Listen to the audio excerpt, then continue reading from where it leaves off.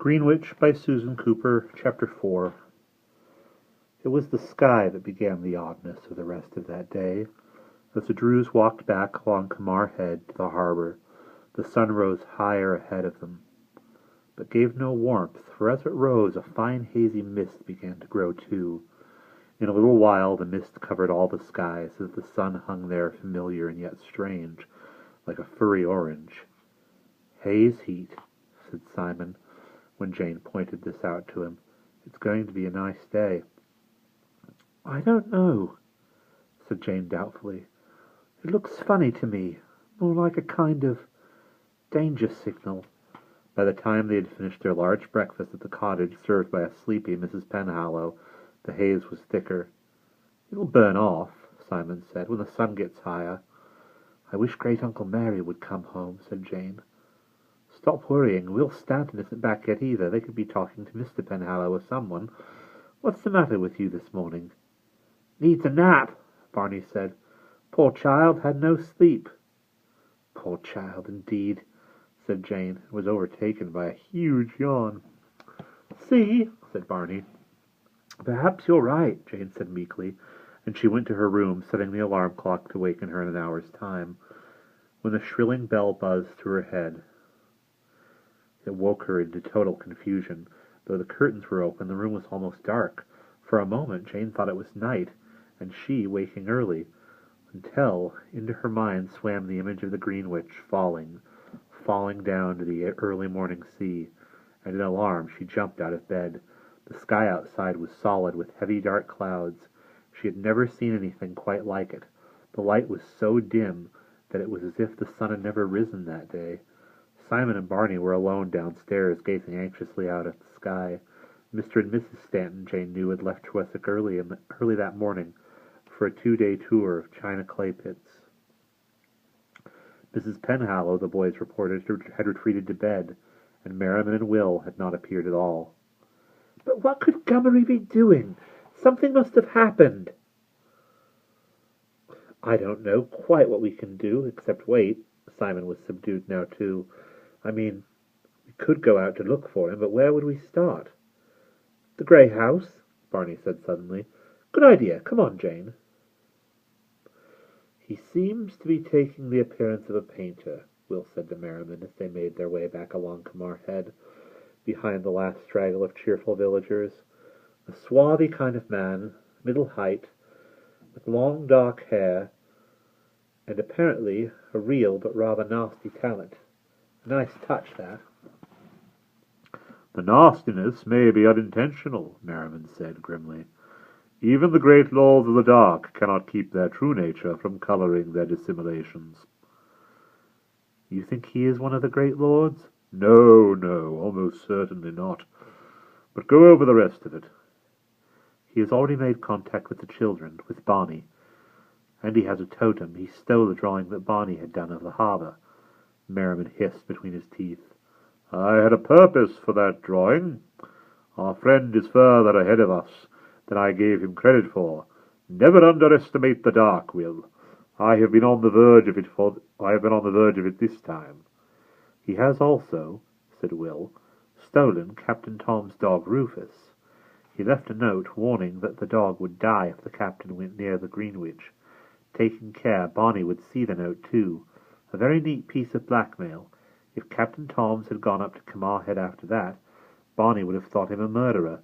Of course, the dark knew he would be keeping only one of the old ones away from the making, but it could have helped him a lot. Rufus really is a marvellous animal, though, isn't he?" For a moment Will's voice was that not of an ageless old one, but of an enthusiastic small boy.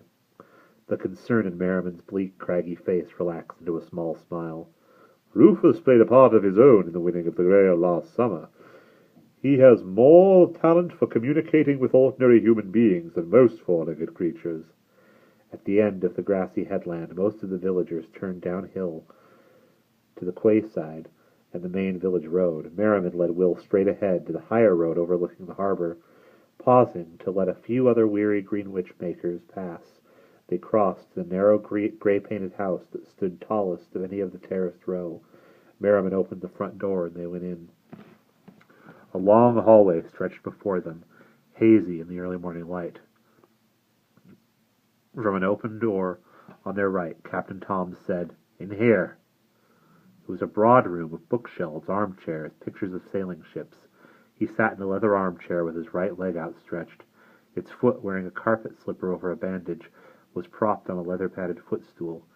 "Gout," said Captain Tom apologetically to Will. "Kicks up now and again, you know. Sign of a misspent youth, they say. It immobilizes me just as effectively as any gentleman of the dark could do. If our friend had any foresight, he needn't have bothered to grab poor Rufus." "That is a gift he lacks, I think." Merriman spread-eagled himself on a long sofa with a small sigh of relief. "I am not quite sure why, since he is clearly of some rank. Something he dares not exercise, perhaps. Anyway, the theft of the Grail, the attention paid to linking up with the children, and especially Barney, they all add up in the same direction." Captain Tom's ran a finger reflectively over his close grey beard.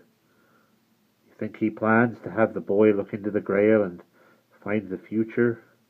The old scrying? Well, it's possible." Will said, "But is that what he wants first?"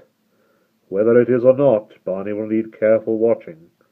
"I shall haunt him," Will said. "He'll hate it." He prowled restlessly round the room, staring at pictures without seeing them. "But where is the Doc? Where is he? Not far away, I think." "I have had that feeling too," Captain Tom said quietly from his armchair. "He is quite close by. Just after sunrise this morning, I felt him go past the house quite quickly, and there has been a faint sense of his nearness ever since." "That was when he tried to get to the Greenwitch before the throwing," Merriman said. "Lucky for us, he failed, or the creature might have responded. The fishermen hustled him off this way. They were most indignant and rather rough. I followed into the village until they released him. Then he put a shadow round himself, and I lost the way. But yes, he is near. One senses ill will." Will stopped his prowling abruptly, stiffening like a pointing dog. Hastily Merriman swung his long legs off the sofa and stood up. "What is it?" "Do you feel anything? Hear anything?" I did, I think. You're right." Captain Tom hobbled to the door, leaning heavily on his stick. "Come outside, quick." The sound of barking rose even while they crossed the hall, and as they stood together on the steps of the grey house it grew louder, nearer, the straining hysterical noise of a dog demanding freedom. Overhead the sky was leaden grey, and the daylight had become grim and murky. Along the road from the village, further down the hill where the harbour and the jetties began, a red flurry of speed came hurtling toward them, with the dark figure of a man running after it. Will said sharply, on a high note of alarm, "But look! The children!" On the quay side, along the edge of the harbour road, they saw Simon, Jane, and Barney breaking into a run, excited but not seeing Rufus, but responding eagerly to the sound of excited, not yet seeing Rufus, but responding eagerly to the sound of his bark. "Rufus!" Barney was shouting gleefully. "Rufus!"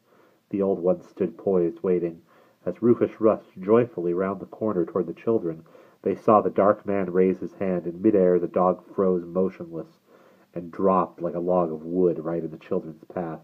Simon threw off balance, too late to veer aside, tripped helplessly over him, and fell hard to the ground. He lay still. Jane and Barney skidded to a halt, aghast. The dark-haired man neared them, paused, raised a hand pointing at Barney. Only Simon saw, lying on the ground facing the hill, drifting back out of the moment of black unconsciousness that had swallowed him. When he hit the ground, he blinked his dazed eyes open, and he saw, or thought he saw, 3 shining figures in a great blaze of white light. They towered and grew, their brilliance blinding Simon's eyes. They seemed to be swelling toward him, and he closed his eyes against the pain of the light. His head was full of whirling noises. He was not properly out of unconsciousness. Afterward he would be able to tell himself that it was all imagination, confusion after a blow, but the overwhelming sense of awe that had swept over him never afterwards quite left his memory. And Jane and Barney, caught out of movement, staring horrified at the dark man, almost upon them now, saw only the dreadful change on his face as he suddenly reeled back, spun away from them beneath the impact of some unseen force. Snarling with malignant fury, he seemed to be fighting a tremendous battle with nothing. His body was rigid. The fighting was all in his eyes and the cold line of his mouth. There was a long, horrible moment of waiting as the dark figure froze, fiercely twisted under the gray light of the dark sky. Then something in him seemed to snap, and he flung round without another glance at them, rushed away, and was gone. Rufus moved, whining. Simon stirred and sat up. He got to his hands and knees over the dog and patted his head groggily. Rufus licked his hand, struggling to his 4 wobbly feet like a newborn calf. "I feel like that too," said Simon. Carefully he stood up. Jane prodded him with a nervous finger. "Are you all right?" "Not a scratch." "What happened?" "I don't know. There was such a bright light." His voice trailed away as he tried to remember.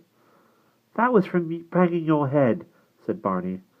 "The man, you didn't see him. He was right on top of us, and then, I don't know, something stopped him. It was weird."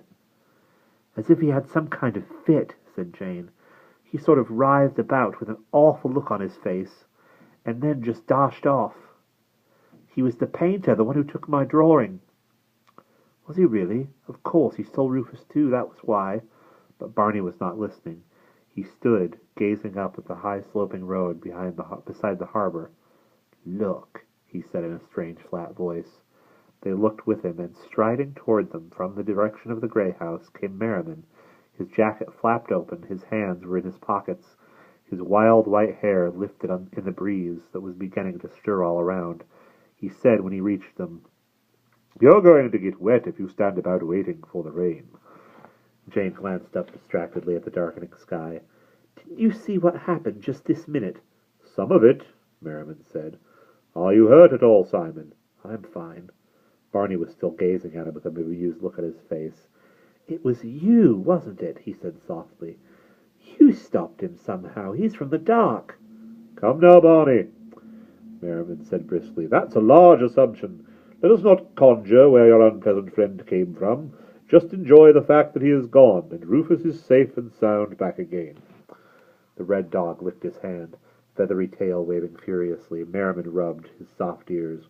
"Go home," he said. Without a glance round, Rufus made off up the hill beside the harbor, and they watched in silence as he disappeared into the side entrance of the grey house. Barney said, "That's all very well, but I thought you brought us here to help." "Barney," said Jane. "You are already helping," Merriman said gently. "I told you, be patient." Simon said, "We just came out to look for you. We thought something might have happened." "I was just in the grey house, chatting with Captain Toms."